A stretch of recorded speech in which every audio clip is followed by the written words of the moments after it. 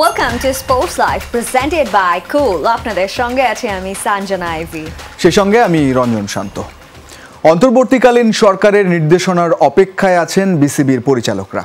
কাজ চালিয়ে যাওয়া কিংবা পদত্যাগ যে নির্দেশনায় আসুক সেটা মেনে নিতে প্রস্তুত আছে সবাই, বলছেন পরিচালক ইফতেখার রহমান মিঠু। নারী টি-20 বিশ্বকাপ নিয়ে অনিশ্চয়তা বাড়লেও এখনও হাল ছাড়েনি বিসিবি, বলছেন এই পরিচালক। তবে বর্তমান পরিস্থিতিতে আন্তর্জাতিক খেলাগুলো নিয়ে শঙ্কা না থাকলেও ঝুঁকিতে পড়েছে বিপিএল-এর আগামী আসর। নাজমুল হাসান পাপন ও বেশ কিছু বিসিবি পরিচালক দেশের পট পরিবর্তন হওয়ায় করেছেন আত্মগোপন। এমন পরিস্থিতিতে কিভাবে চলবে বিসিবি, সেই প্রশ্নের উত্তর এখনও মেলেনি। তবে সমাধান খোঁজার চেষ্টা করছেন সংশ্লিষ্টরা, অবশ্যই সেটা বিসিবির গঠনতন্ত্র মেনে আর আইসিসির গাইডলাইন ফলো করে। গত রোববার বিসিবির যে 7 পরিচালক দেখা করেছিলেন তত্ত্বাবধায়ক সরকারের যুব ও ক্রীড়া উপদেষ্টা আসিফ মাহমুদ সজীব ভুঁইয়ার সাথে, তাদের মধ্যে ছিলেন পরিচালক ইফতেখার রহমান মিঠুও। ভবিষ্যতে কি হবে সেই নির্দেশনার অপেক্ষায় আছেন তারা, জানিয়েছেন আম্পায়ার্স কমিটির এই চেয়ারম্যান। তবে বিসিবি পুনর্গঠনের পুরো প্রক্রিয়ায় নিয়মের মধ্যেই করতে চান সংশ্লিষ্টরা। সরকারের নির্দেশনা এলে পদত্যাগ করতেও প্রস্তুত আছেন সবাই, বলছেন মিঠু। সরকার যেটা চায় সেটার বাইরে যাওয়ার কোনো ইয়ে না। ওনারা যদি চায় যে এই বোর্ড নিয়েই কাজ করবেন তো দ্যাটস ফাইন।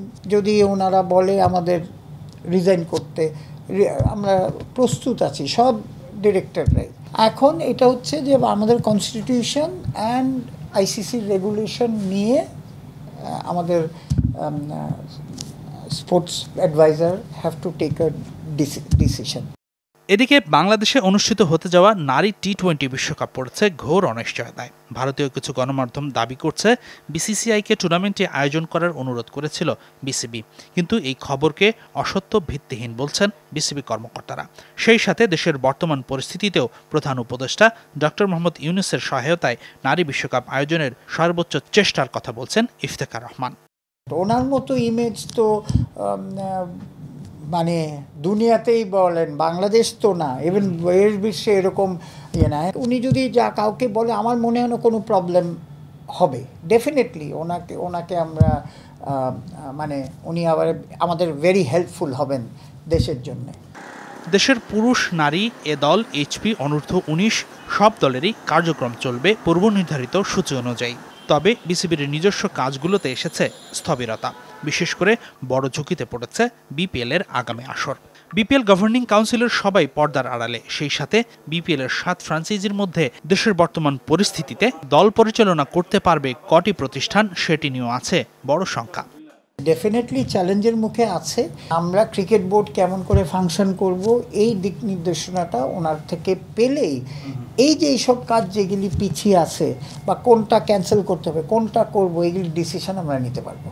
বিসিবি পরিচালনার সৃষ্ট সংকটের সমাধান দ্রুতই হোক, সেই প্রত্যাশা এখন সংশ্লিষ্ট সবার। হাসিনুর রহমান, যমুনা স্পোর্টস, ঢাকা। ইফতেখার মিঠুর কথায় অন্তত এতদিনে একটা জিনিস স্পষ্ট, তিনি বলেছেন যে নির্দেশনায় আসুক সেটা মেনে নিতে আমরা প্রস্তুত, একটা নির্দেশনার অপেক্ষায় আছি। যদি পদত্যাগের কথা বলা হয় রানিং পরিচালক যারা আছেন তাদের, সেটাও তারা করতে চান। তারা একদমই মেনে নেবেন এবং যা হচ্ছে ভালোর জন্যই হচ্ছে, এটা আসলে সবাই ভাবছেন। ক্রিকেটের যারা বোদ্ধারা আছে তারাও কিন্তু এটাই মনে করছেন একেবারে। তবে এই বিষয় নিয়ে আমরা আরও কথা বলতে চাই। আমাদের সঙ্গে আজকের স্পোর্টস লাইভে যুক্ত হচ্ছেন নাজমুল আবেদিন ফাহিম, ক্রিকেট কোচ ও বিশ্লেষক। Please welcome to sports live. কেমন আছেন স্যার? ভালো আছি, থ্যাংক ইউ। স্যার, এই বিষয়টা নিয়েই তো আলোচনা আসলে গত কয়েকদিন ধরে, যেরকমটা আমরা দেখছিলাম এই ঘটনা, সরকার পরিবর্তন সবকিছুর পর আপনি নিজেও গিয়েছেন বিসিবিতে, একটা সংস্কার যেটা দরকার সেটার পক্ষে কথা বলেছেন, পরিবর্তন চান। আজকে যেমন ইফতেখার মিঠুর কথা আমরা শুনছিলাম যে একটা নির্দেশনার অপেক্ষায় আছে তারা, যদিও এখানে সরাসরি হস্তক্ষেপ যে করবেন না সেটা কিন্তু যুব ক্রীড়া উপদেষ্টা যিনি আছেন তিনিও বলে দিয়েছেন। কি ধরনের পরিবর্তন আসলে চাওয়া, বা আপনাকেও যদি বলি যে কি চান বিসিবিতে, কি ধরনের পরিবর্তন আসুক? ধন্যবাদ। না, পরিবর্তন তো অনেক ব্যাপারে আসার প্রয়োজন আছে, কারণ আমরা এটা নিয়ে অনেক দিন ধরে আলাপ করছি, নট নেসেসারিলি এই আন্দোলনের পর থেকে। আমরা আগে থেকেই আলাপ করছিলাম যে ক্রিকেট বোর্ডের যেভাবে পরিচালিত হয় সেটা বোধহয় ব্ল্যাক অ্যান্ড হোয়াইট ঠিক না, এখানে অনেক ব্যাপার আছে। এবং যে কারণে আমরা দেখেছি, কিন্তু সব কিছু আর খুলে বলার তো দরকার নেই, আমাদের ওভারঅল পারফরমেন্সটা যে গ্র্যাজুয়ালি কতটা ডিটোরেট করেছে এটা আমরা কিন্তু দেখতে পাচ্ছি। সো আমার মনে হয় যে হ্যাঁ, পরিবর্তন দরকার, পুরো ক্রিকেট বোর্ডটাকে ঢেলে সাজানো দরকার। এবং ঢেলে সাজানোর কাজটা বোধহয় নতুন মানুষ দিয়ে করা উচিত, কারণ যারা এতদিন কাজ করেছে সেটা কম দিন না, কিন্তু প্রায় 15 বছর ধরে কিন্তু সেম গ্রুপ অফ পিপল ওরা কাজ করছে, এবং তারা যে কাজ এতদিন করেছে তারা হঠাৎ করে নতুন কিছু করবে এটা আশা করাটা বোধহয় কিছুটা বোকামি। সো আমার মনে হয় যে ফ্রেশ আইডিয়াস আসা দরকার, ফ্রেশ ব্লাড আসা দরকার, এবং দেশে এবং দেশের বাইরে বাংলাদেশে যথেষ্ট যোগ্য লোকজন আছে যাদের এসব ব্যাপারে অভিজ্ঞতা আছে, এবং তাদেরকে নিয়ে যদি একটা নতুন কিছু করা হয় নিয়মতান্ত্রিক উপায়ে, কারণ তারা কিন্তু বলেছে দরকার হলে তারা রিজাইন করতে রাজি আছে, সো তাহলে কিন্তু সব সমস্যার সমাধান হয়ে যায়। সো বিষয়টা এরকম না যে কোনো একজন পরিচালককে নিয়ে বিসিবি বসের যে চেয়ারটা সেখানে বসিয়ে দিয়ে একটা সংস্কার, এরকম নয়। না, অবশ্যই না, অবশ্যই না। আমার মনে হয় না এই জন্য এত বড় একটা আন্দোলন হয়েছে, এতগুলো মানুষ মারা গেছে, সেটা এই জন্য না। বাকি সব জায়গায় আমরা যে ধরনের সংস্কার দেখছি, আমরা বাংলাদেশ ব্যাংকের গভর্নরকে দেখেছি, উনি নেই, চিফ জাস্টিসকে দেখেছি, উনি নেই, হয়তো ইলেকশন কমিশনে যারা আছেন সেখানেও এই পরিবর্তন সব জায়গায় আসছে, কিন্তু আমার মনে হয় ক্রিকেট বোর্ডের বাইরের কিছু নয়, আমরা একই জিনিস বোধহয় আশা করতে পারি। একদমই তাই। স্যার, আপনি বলছিলেন যে ফ্রেশ ব্লাড দরকার, রানিং কোনো ক্রিকেটার কি এই পদে বসতে পারেন, মানে কোনোভাবে কি এটা সম্ভব? এটা ডিপেন্ড করবে, যদি রানিং না করে স্টপ হয়ে যায়, তার ক্ষেত্রে সেটা সে হতে পারে, ডেফিনেটলি হতে পারে। তেমন কোনো যোগ্য প্রার্থী যদি কেউ থাকে, আমি নিশ্চিত যে এখন যিনি উপদেষ্টা হিসেবে আছেন তিনি এবং তার সাথে যারা আছেন তারা সবাই ক্রিকেট ব্যাপারে খুব উৎসাহী, আমি যতটুকু জানি, এবং তারা খোঁজখবর রাখেন যে কাদের মাথায় কী আছে, কারা কী ইন্টেনশন নিয়ে চলে, কাদের কথাবার্তা এতদিন কেমন ছিল, কাদের চিন্তাভাবনা কেমন, এবং আমি নিশ্চিত যে তারাও ভাবছে যে কাদেরকে নিয়ে একটা নতুন কিছু গড়ে তোলা যায়, যেটা দিয়ে সাধারণ মানুষের যে আকাঙ্ক্ষা ক্রিকেটকে ঘিরে সেটা পূরণ করা যায়। স্যার, যে ঘরোয়া ক্রিকেট নিয়ে সবসময় আলোচনা হয় যে মূলত বাংলাদেশের ক্রিকেট এগিয়ে যেতে বাধার যে জায়গাটা, সেটা মূলত ঘরোয়া ক্রিকেট, সেটার অবকাঠামো কিংবা ওভারঅল স্ট্রাকচার নিয়ে অনেক বেশি কথা হয়, এবং নাজমুল হাসান পাপনের নেতৃত্বাধীন যে বোর্ড এতদিন ধরে চালিয়েছে তাদের সময়েই বলা হয় যে এই জায়গাটা পুরোপুরি একেবারে ধ্বংসস্তূপে পরিণত হয়েছে। ঠিক কী ধরনের ক্ষতি হয়েছে এই জায়গাটায়, কতটা রিপেয়ার করা পসিবল, এই জায়গায় কীভাবে কাজ করা যেতে পারে? আমার মনে হয় এটা একটা অপরিণীয় ক্ষতি হয়েছে, যেটা কালচারাল যে ক্ষতিটা হয়েছে ওটা পূরণ করতে অনেক সময় লাগবে। হ্যাঁ, সিস্টেমটা বোধহয় ঠিক করে ফেলা যাবে খুব দ্রুত, কিন্তু কালচারাল যে পরিবর্তনটা হয়েছে, মানুষের চারিত্রিক বৈশিষ্ট্যের যে ক্ষতিগুলি হয়েছে এই সিস্টেমের কারণে, আমরা বলি আমাদের খেলোয়াড় বলি, আম্পায়ার বলি, সংগঠক বলি, সবার মধ্যে যেই পরিবর্তনগুলো এসছে, সবাই যে ম্যানিপুলেশনের একটা জগতের ভেতরে ঢুকে গেছে। আমরা জানি যে এক ইলেকশনকে ঘিরেই এত কিছু করতে হয়েছে আমাদেরকে, এই বোর্ড যেন বছর পর বছর প্রতি নির্বাচনে যেন জয়ী হতে পারে, সে একটা পার্মানেন্ট একটা ব্যবস্থাপনার আমরা দেখেছি, কিন্তু ঢাকা লিগকে কেন্দ্র করে পুরো জিনিসটাকে এমনভাবে ম্যানিপুলেট করা হয়েছে যা দিয়ে পুরো সংশ্লিষ্ট সবার চরিত্রই বদলে গেছে অ্যাকচুয়ালি। তো সিস্টেম হয়তো খুব দ্রুত ঠিক করে ফেলা যাবে, কিন্তু ওই যেই কম্পিটিটিভ একটা এনভায়রনমেন্ট, যেখান থেকে কম্পিটিটিভ প্লেয়ার তৈরি হবে, বা অন্যান্য যারা থাকে লজিস্টিক্স বা অন্যান্য ব্যাপারে সেই ধরনের মানুষ তৈরি হবে, এটা একটু সময় সাপেক্ষ ব্যাপার, বাট সিস্টেমটা বোধহয় খুব দ্রুতই বদলে ফেলা যাবে। একদমই তাই, আমরাও এটা আশা করছি সিস্টেমটা খুব দ্রুতই বদলে যাবে। স্যার, আপনি তো একটা সময় গেম ডেভেলপমেন্ট কমিটির চেয়ারম্যান ছিলেন, সেই সময় কোনো কাজ করার সময় আপনার কোনো ধরনের বাধার সম্মুখীন হতে হয়েছে বা কোনো প্রেশার কি আপনি ফিল করেছেন? সরি, গেম ডেভেলপমেন্টের চেয়ারম্যান ছিলাম না, আমরা যেন কেউ হতে না পারি সেই ব্যবস্থা তারা ভালোভাবেই করে রেখেছিল, বাট আমি গেম ডেভেলপমেন্টে ইনভলভ ছিলাম, আমি খুব ভালোভাবে জানি যে গেম ডেভেলপমেন্টে কী হয়েছে এবং কীভাবে ব্যাপারটাকে পলিউট করা হয়েছে। একই প্রোগ্রাম আমরা দেখে আসছি গত 15 বছর ধরে, এবং গেম ডেভেলপমেন্টে যেসব ডেভেলপিং প্লেয়ার্স আছে তাদেরকে কিভাবে ব্যবহার করা হয়েছে ব্যক্তিগত দলে খেলার জন্য, কারণ আমরা জানি এদের প্রত্যেকেরই 5টা 7টা 10টা করে second division, third division, first ডিভিশনের টিম আছে, এবং এইসব খেলোয়াড়দেরকে ব্যবহার করা হচ্ছে ওইসব দলের জন্য।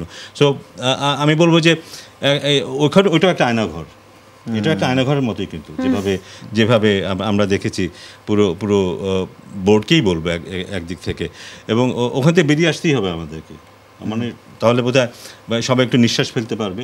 সত্যিকার ক্রিকেটের পরিবেশ যেটা, আবহ যেটা, সেটা ফিল করতে পারবে। আমার মনে হয় না গত এই দুটো জেনারেশন অন্তত তারা বুঝতেই পারেনি ক্রিকেট খেলাটা কী জিনিস, বুঝতেই পারেনি তারা।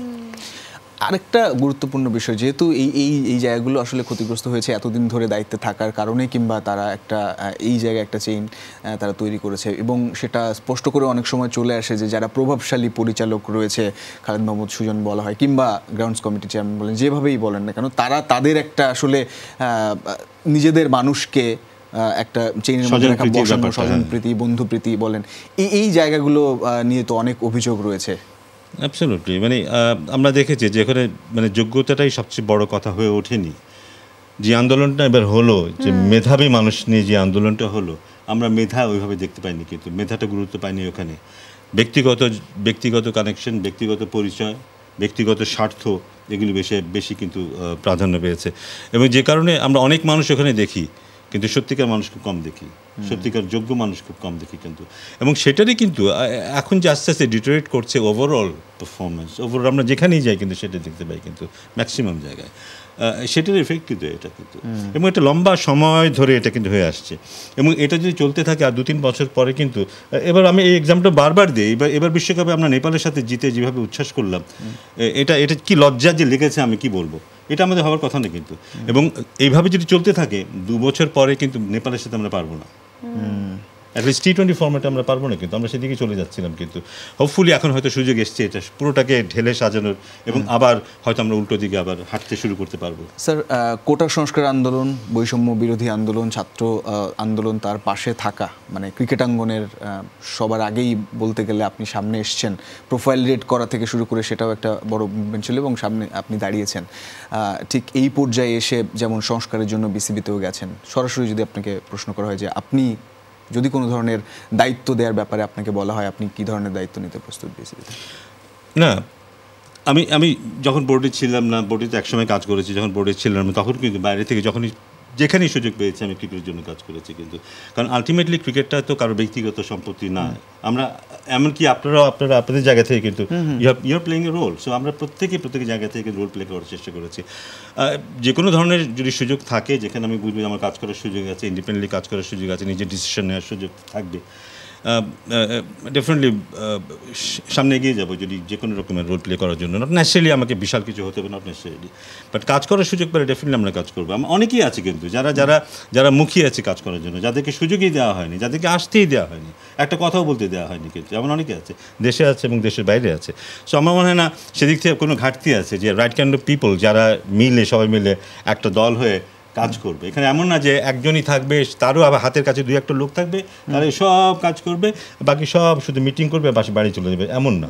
সো একটা টিম হবে যেখানে হয়তো 12-15 জন লোক থাকবে, তারা প্রত্যেকে জানবে, রেসপেক্ট করবে, এবং একটা দল হিসেবে ক্রিকেটটাকে গড়ে তোলার চেষ্টা করবে। আবার কতটা কঠিন সেটা? না, কঠিন আমার মনে হয় না খুব কঠিন, যদি সৎ উদ্দেশ্য নিয়ে কাজটা শুরু করা যায়। সারা দেশের মানুষই চাচ্ছে কিন্তু এটা যেন হয়, এবং যারা এতদিন অনেকেই আছে হয়তো অনেক ধরনের অন্যায় কাজ করেছে বা নেগেটিভ রোল প্লে করেছে, আমি নিশ্চিত তারাও বোধহয় এসে পাশে দাঁড়াবে, কারণ তারা সবাই বোধহয় চাইবে যে এতদিন যে নেগেটিভ কাজগুলি হয়েছে সেগুলি থেকে একটু দূরে সরে আসতে, মানুষের প্রত্যাশা পূরণ করতে, ক্রিকেটকে একটা ভালো জায়গায় নিয়ে যেতে। আমার মনে হয় এটা খুব বেশি সময় লাগবে না, বাট ডেফিনেটলি এটা যত দ্রুত আমরা এই কাজটা শুরু করতে পারবো তত ভালো।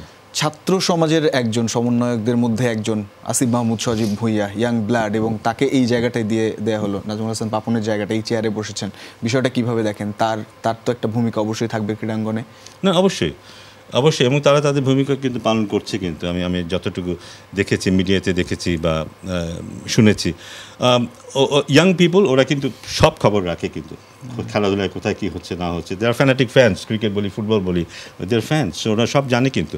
সো তাদের স্বপ্ন আছে, সারা দেশকে ঘিরে তাদের স্বপ্ন আছে। ওরা চায় যে অন্য 10টা সেক্টরে যেমন আমরা ভালো করব, স্পোর্টস আমরা ভালো করব, এবং ক্রিকেট যে একটা বিশেষ স্পোর্টস এটা সবাই রিয়েলাইজ করে, এটা ঘিরে নিশ্চয়ই সবার মধ্যে সেরকম একটা স্বপ্ন আছে।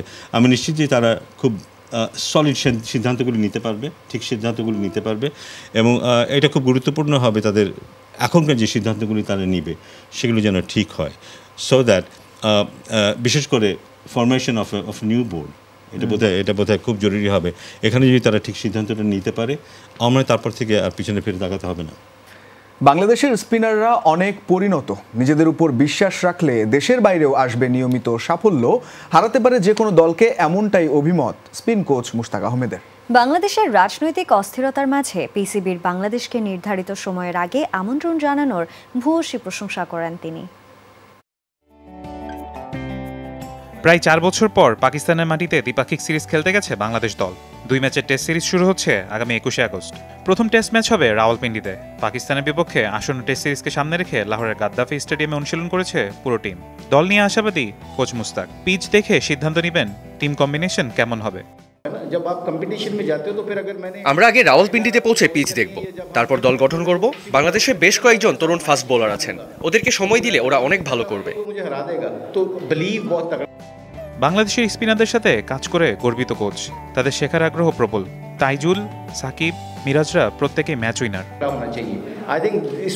বাংলাদেশের স্পিনার তাইজুল, মিরাজরা অনেক প্রতিভাবান। তারা নিজেদের কাজটা ঠিকভাবে করতে জানেন। বাংলাদেশকে জিতিয়েছেন বহু ম্যাচ। নিজেদের উপর বিশ্বাস রাখলে দেশের বাইরে মিলবে অনেক সাফল্য। বাংলাদেশের গণ অভ্যুত্থানের মুখে ডক্টর মোহাম্মদ ইউনূসের নেতৃত্বে গঠিত হয়েছে অন্তর্বর্তীকালীন নতুন সরকার। দেশের এমন কঠিন পরিস্থিতিতে বাংলাদেশকে আমন্ত্রণ জানানোয় পিসিবিকে ধন্যবাদ দিয়েছেন মুশতাক। বাংলাদেশের কঠিন রাজনৈতিক পরিস্থিতিতেও পিসিবি বাংলাদেশকে আমন্ত্রণ জানানোয় আমি পিসিবিকে ধন্যবাদ জানাই। দুই দেশের মধ্যে ভবিষ্যতে বয়সভিত্তিক পর্যায়ে বেশ কয়েকটি ট্যালেন্ট এক্সচেঞ্জ প্রোগ্রাম হলে খেলার সুযোগ তৈরি হবে, বেশ কিছু প্রতিভা বেরিয়ে আসবে। ফারহান ইসান, যমুনা স্পোর্টস। আবারও আলোচনায় সাকিব আল হাসান। সামাজিক মাধ্যমে তাকে উদ্দেশ্য করে ব্যক্তিগত আক্রমণ করেন এক নারী। তারই উত্তর দিয়েছেন সাকিবের স্ত্রী উম্মে শিশির। তার দাবি, সাকিব পরিবারের প্রতি সৎ ও বিশ্বস্ত একজন আদর্শ বাবা এবং স্বামী। শুধু সাকিব নয়, মাশরাফিকে নিয়েও নানা ধরনের বিতর্কিত মন্তব্য করেন সেই নারী, জানিয়ে তোলপাড় নেট দুনিয়া। মাঠে কিংবা মাঠের বাইরে সবসময় আলোচনা ও সমালোচনার মধ্যেই থাকেন দেশের পোস্টার বয় সাকিব আল হাসান।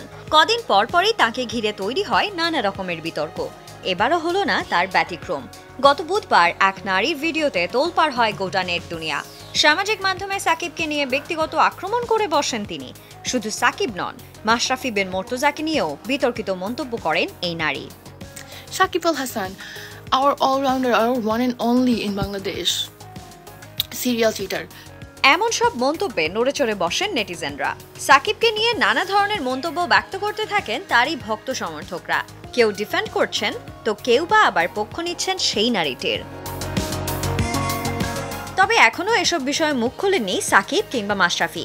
কিন্তু জীবনসঙ্গীরা এমন সময়ে পাশে দাঁড়ালেন সাকিব পত্নী উম্মে শিশির। ফেসবুকে এক পোস্টে তিনি জানান, সাকিব একজন অসাধারণ বাবা এবং স্বামী।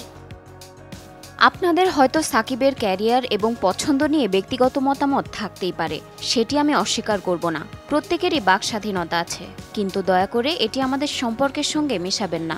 সে একজন অসাধারণ স্বামী এবং বাবা। সে সবসময় আমার প্রতি বিশ্বস্ত ও সৎ ছিল। সাকিব এমন কিছু করবে না যা আমাকে আঘাত করে।